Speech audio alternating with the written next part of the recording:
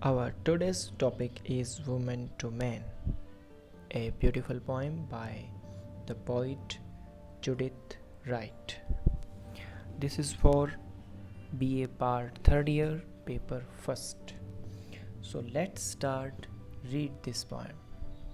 Woman to Man by Judith Wright. Before we proceed, let's take a short introduction of the poet.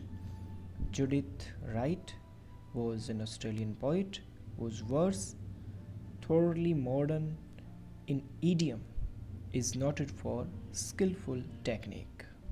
So let's discuss this poem. Introduction.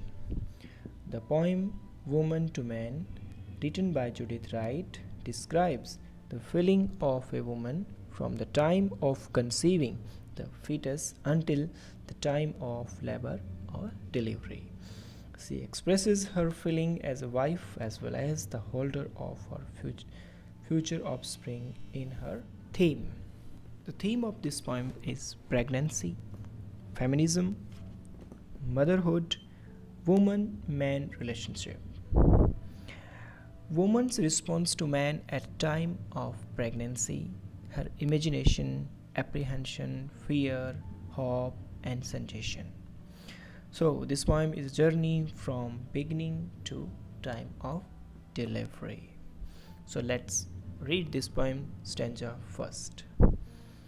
The eyeless laborer in the night, the selfless, shapeless seed I hold, builds for its resurrection day, silent and swift and deep from sight, forces the unimagined light. The first stanza is a starting of this journey from pregnancy to the time of childbirth. The conceiving of child. The first stage is the conceiving of the child, and this is described through a very skillful metaphor, just like the eyeless laborer in the night. In the womb, the fetus is just like an eyeless laborer. He is doing his labor to be established, and it is selfless, shapeless seed I hold. In the second line, also a metaphor. It is a seed, and seed that is shapeless, selfless. It has no identity so far. I hold means mother hold the child or the fetus, and this I representation, the use of I is indicate the confessional poetry, as the use of first person, builds for its resurrection day. The day of rebirth is called resurrection. Also indicate the time of delivery when a woman fluctuate between life to death. Also indicate the birth of the child. Silent and swift and deep from sight, forces the unimagined light, and it is swift but silent, and it is deep inside the womb, and it foresees the unimagined light, and that it is seeing the light that is unimagined. It is the light of life, light of hope. Stanza second. There is no child with a child's face, and it is child without a face. This has no name to name it by, and it has no identity so far. Yet you and I have known it well. You indicate the represent for husband, and I the wife, or the man and women, know it well. This is our hunter and our chase, and this is our hunter and our chase. This is our target, and we are achiever. Also, the reciprocal, the third who lay in our embrace, and this is the third member of our family that we are holding. Stanza third. This is the strength that your arm knows. The strength represent for the man, for the husband, for the father, the arc of flesh that is my breast, and this line indicates the attachment of mother for the child. The precise crystal of our eyes, this is the blood's wild tree that grows, the intricate and folded rose. A unique metaphor, we can say, type of conceit is used here. The precise crystal of our eyes, and this child is just like a crystal of our eyes, very dear to us. This the deep affection of mother is indicated. The the frequent use of word this, and here again this and this also highlight the importance of this child.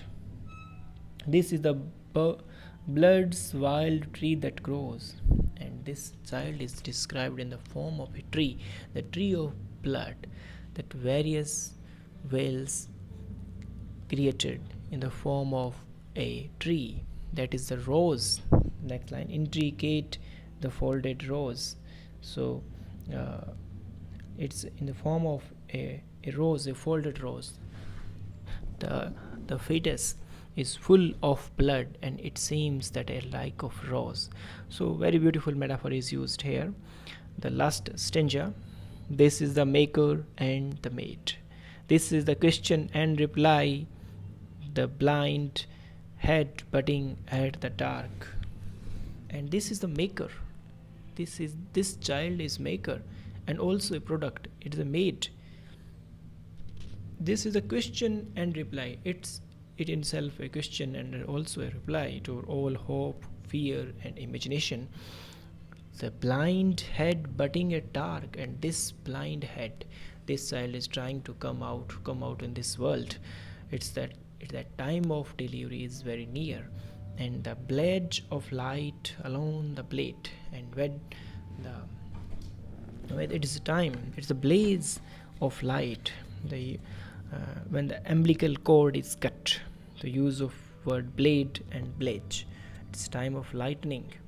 Oh, hold me, for I'm afraid. And this last line is also the culmination, the climax of this whole dramatic representation of the whole process, that I am very fearful, I am very afraid. Hold me, reassure me that nothing will be wrong there. So hold me, for I am afraid. So this was the poem.